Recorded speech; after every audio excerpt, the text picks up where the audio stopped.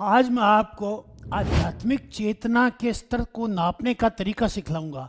बहुत तेरे लोग अध्यात्म के अंदर काम कर रहे हैं, काफ़ी लोग सामाजिक फील्ड में काम कर रहे हैं, बहुत से लोग मोटिवेशनल स्पीकर हैं और हर व्यक्ति ये सोचता है कि मैं आध्यात्मिक रूप से काफ़ी बड़ा चढ़ा हूँ। तो मैं आपको एक तरीका बतलाता हूँ जिससे आप अपने स्पिरिचुअल कोशेंट की जानकारी कर सकते हो। ये तरीका जो है एक साहब का बतलाया, हाकिन साहब का बतलाया हुआ है। हाकिन ने एक पुस्तक लिखी है, the map of conscious explained, ठीक है ना, the map of conscious explained. ये पुस्तक लिखी है, विश्व प्रसिद्ध पुस्तक है और उसमें उन्होंने जो है नापने के तरीके बताए काइनेस्थेटिकली, किस तरह से जो है आध्यात्मिक ऊंचाइयों को नापा जा सकता है। ओके, चूंकि ये विवाद खत्म हो जाए कि कौन आदमी आध्यात्मिक रूप से ऊंचा है कौन नीचा है, इसलिए वैज्ञानिकों ने इसे नापने के प्रयास किए हैं। क्वांटम फील्ड को किस तरह से नापा जाए, आध्यात्मिक फील्ड को किस तरह से अंकन किया जाए, इसके लिए व्यवस्था की है। तो सबसे पहले तो काइनेस्थेटिक है, वो तो यानी साइंस की तरह है, जैसे कि बैरोमीटर से आप यानी वायु दाब नापते हैं, थर्मामीटर से आप टेम्परेचर नापते हैं, वो तो साइंस की है। तो उसको तो आप जो तरीका है काइनेस्थेटिक, वो तो बाकायदा साइंटिफिक है, उसको तो आप इस्तेमाल कर सकते हो, करेंगे ही, नहीं तो मुझसे करना सीख लीजिए। ओके, दूसरा जो है कुछ लक्षणों से, सिम्पटम से आपको पता चलेगा कि आपकी आध्यात्मिक स्थितियां क्या है। ओके, चलो अपन चालू करते हैं। 0 से लेकर के 1000 तक के अंक दिए गए हैं आध्यात्मिकता के नाम पर। ओके, कौन व्यक्ति कितना तो 0 से स्टार्ट करते हैं। 0 से लेकर के 20 तक के जो व्यक्ति हैं उनमें क्या स्थिति है, उनके क्या लक्षण हैं। उनके लक्षण ये है कि वो इस जिंदगी में विक्टिमाइज्ड है, शर्मसार हैं, वो अपने आप को पैदा होने कि हम इस दुनिया में हैं इसके लिए शर्मिंदा है, वो अपनी मिजरेबल लाइफ को जीते हैं, दुखी हैं, परेशान हैं और हर तरह से यूँ समझते हैं हम तो नरक में जी रहे, नारकी है। ओके, ऐसों को 20% तक है, ठीक है ना। ऐसे लोगों को अपन शर्मिंदगी वाले लोग कह सकते हैं, अंग्रेजी में सेम। ओके, देन इससे ऊपर, थोड़ा सा ऊपर, कुछ लोग अध्यात्म की तरफ बढ़ते हैं, दूसरों की सेवा करते हैं, कोई समझने की कोशिश करते हैं, कोई शास्त्र पढ़ता है, कोई गीता पढ़ता है, कोई भागवत पढ़ता है और थोड़ा बहुत उसमें जानकारी हो भी जाता है, नहीं परंपरा वैसे महात्मा लोग कुछ सीख लेते हैं। ओके, तो वो 30 तक, 20 से 30 के बीच में आ जाते हैं। ऐसे लोग क्या है, कुछ नहीं है, कोई आध्यात्मिकता नहीं है, निराशा है उनमें, होपलेस है, हेल्पलेस है। किसी की किडनी फेल हुई पड़ी है तो किसी का हार्ट फेल हो रहा है, किसी का डायबिटीज हो रहा है। ऐसे लोगों को कोई न कोई यानी ऐसी तकलीफ है जिससे वो पूरी तरह आशा विहीन हो गए, निराशा से खोए हुए, यानी कुल मिला करके हेल्पलेस है, होपलेस है, न आशा है और असहाय है। ओके, जैसे झुग्गी झोंपड़ियों में रहते हैं अथवा मांगते फिरते रहने वाले साधु हैं जिनका कोई जिंदगी में कोई उद्देश्य नहीं, कोई मिशन नहीं, बस जिंदगी काट रहे हैं। ओके, अब 30 से लेकर के 50 के बीच में वो लोग हैं, हेलो, जिनको क्या है कि परमात्मा ने कुछ दुख दे दिए, जैसे किसी की पत्नी का देहांत हो गया, किसी के पति का देहांत हो गया, किसी के कोई क्रोनिक डिजीज लग गई, कोई डायबिटीज़ लग गई, हार्ट की प्रॉब्लम हो गई, आर्थराइटिस की प्रॉब्लम हो गई, मेनिंजाइटिस हो गया, यानी और कैंसर हो गया और हो गया, इस तरह की स्थिति जिनके हो गए, ऐसे लोगों का ये 30 से 50 के बीच में। ओके, तो इन लोगों को अपन कहते हैं ये पैनिक है, ये दुखियारे हैं, ये इस दुनिया में वो दुखी लोग हैं जिनको क्या है कि अब क्या किया जा सकता है, दुख आ पड़ा उन पे, तो वो मानते हैं हम तो दुखी हो गए, अब हमारे पास है। ओके, उसके बाद में उससे थोड़ा सा अपन ऊपर चले तो एक ऐसी स्थिति आती है कि आदमी 100 मार्क्स दिए जा सकते हैं 1000 में से, वो है भय ग्रसित।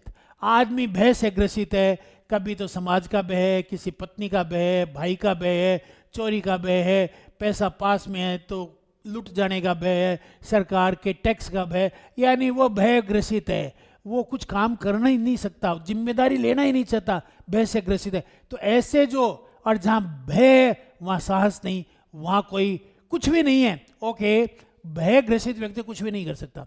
उसके बाद में कुछ लोगों को बड़ी यानी इच्छाएं रहती है, महत्वाकांक्षाएं रहती है, लोभ रहता है, वो 75। ओके, ऐसे लोग। कुछ लोग फिर क्या है, गुस्सा आता है उन्हें, ओके, गुस्से वाले लोग हैं। ओके, अब इसके बाद में है कुछ लोग मदमस्त हो रहे हैं, ज्ञान नहीं है पास में, कुछ भी नहीं है, लेकिन सुने व्यक्तियों की तरह अहंकारी हो रहे हैं। यहाँ अहंकार का मतलब घमंड। ओके, अहंकार और आत्मा के बीच का डिफरेंस तो मैं बाद में बतलाऊंगा।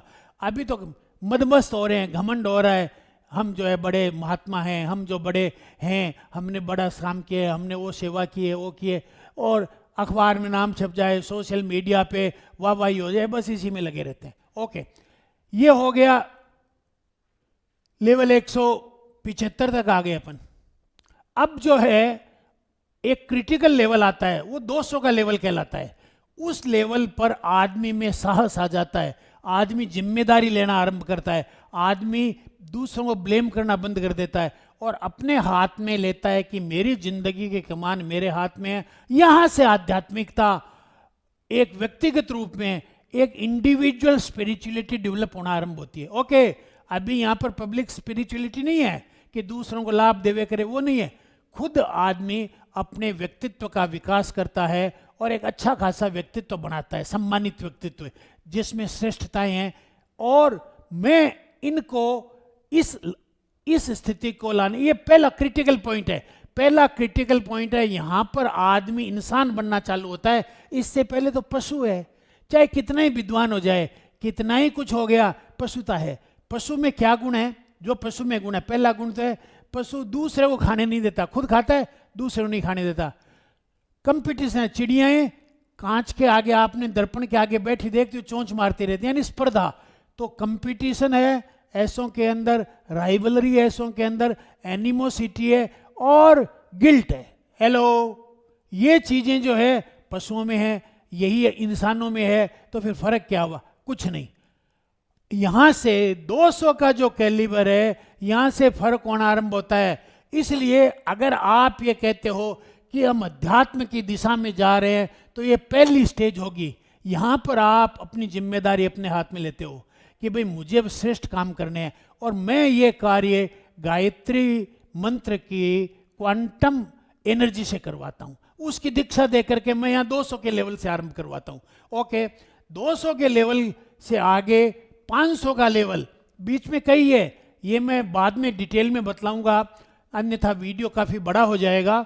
तो आज हम पहले पड़ाव को पार कर चुके कि जहां से श्रेष्ठताएं आरंभ होती है। इससे पहले तो श्रेष्ठ है। अब 200 से और 200 से ऊपर के लेवल में क्या होता है, जो दिमाग के अंदर क्या होता है कि जो सेल्स होते हैं, सामान्यतः सेल्स प्रोटोप्लाज्मिक होते हैं। ओके, कौन से होते हैं? प्रोटोप्लाज्मिक होते हैं, उनके अंदर प्रोटोप्लाज्म पाया जाता है। लेकिन अब क्या है कि प्रोटोप्लाज्म की बजाय ये इथीरियल हो जाते हैं, एनर्जेटिक, इनमें एनर्जी आ जाती है, अतिरिक्त एनर्जी, जिसे कि इथीरियल कहते हैं। इथेरियन प्राणिक, अतिरिक्त प्राण आ जाते हैं, प्राणवान सेल्स बन जाते हैं। ओके, दूसरा क्या होता है, अब व्यक्ति जो है ना लीनियर नहीं रहता, लीनियर नॉन लीनियर हो जाता है। लीनियर का मतलब एक लाइन से चले, पढ़ाई करी, टीचर लगा, पढ़ाई करी, बाद में तनख्वाह मिली, लीनियर।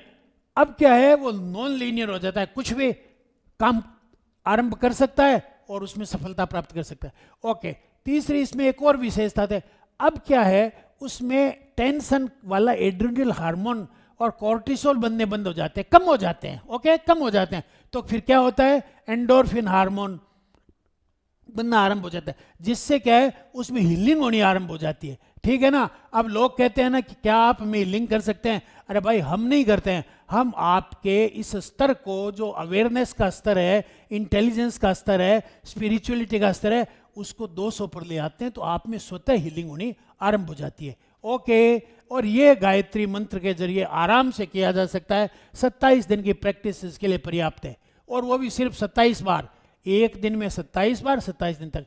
ओके, अब इसमें एक और विशेषता होती है, वो क्या है कि ऐसा व्यक्ति जो है इन बातों से परे हो जाता है। क्या? राइवलरी, कंपटीशन, कंपैरिजन, गिल्ट, इनसे वो दूर हो जाता है।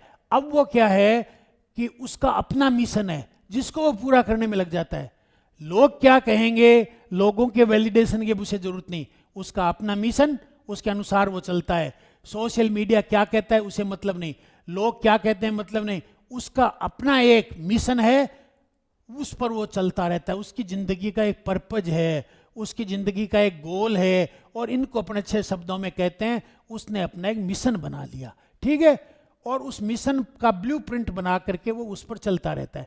तो ये 200 के लेवल वाला जो आदमी है, जो व्यक्ति इसलिए, और यहाँ के पहली बात करेज, ये आदमी करेजियस, दूसरा अकम्प्लिश्ड, तीसरा एम्पावर्ड, ये सामर्थ्यवान बन जाता है, ठीक है ना।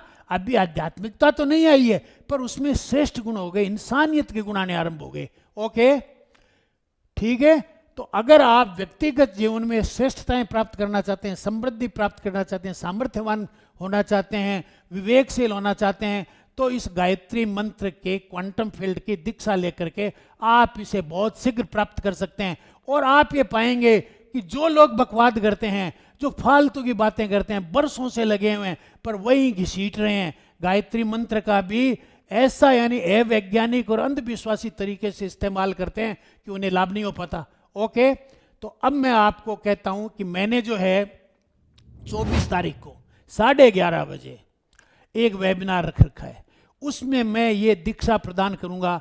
तो जिन लोगों की रुचि हो, हेलो, किस बात में रुचि हो, जो अपनी जिंदगी की कमान अपने हाथ में लेना चाहते हो, जो सामर्थ्यवान बनना चाहते हो, जो समृद्ध बनना चाहते हो, जो विवेकशील होना चाहते हो, सदैव प्रसन्नचित रहना चाहते हो, प्रफुल्लित रहना चाहते हो, अपना आत्म शांति प्राप्त करना चाहते हो, मानसिक शांति, तनाव रहित जिंदगी जीना चाहते हो, तो वो लोग जो हैं व्हाट्सएप नंबर दिए हुए कांटेक्ट कर लें, हमारी कमेटी के अंदर, हमारी कम्युनिटी जो है उसके अंदर शामिल हो जाएं और 11:30 बजे मिलें, ताकि मिलकर के अपन जो है एक श्रेष्ठता की जर्नी का आरंभ करें। उस 200 के बाद में मैं आपको 500 तक ले जाऊंगा। 500 से ऊपर स्पिरिचुअल, असली स्पिरिचुअलिज्म जो है, अध्यात्म जो है, वो 500 के बाद होता है। जिस 500 के लेवल की क्या विशेषता है, वो आदमी पूरी तरह कृतज्ञ हो जाता है, वो कृतज्ञता फील करता है, वो कहता है अरे जिंदगी मेरे को ईश्वर ने दी है, मैं कृतज्ञ हूँ, 2 आंखें दी है, कृतज्ञ हूँ, प्रेम पूर्ण हो जाता है, उसमें से प्रेम बहने लगता है, ठीक है ना। वो स्थिति जो है 500 के, उसकी अपन फिर कभी किसी दिन बात करेंगे। धन्यवाद।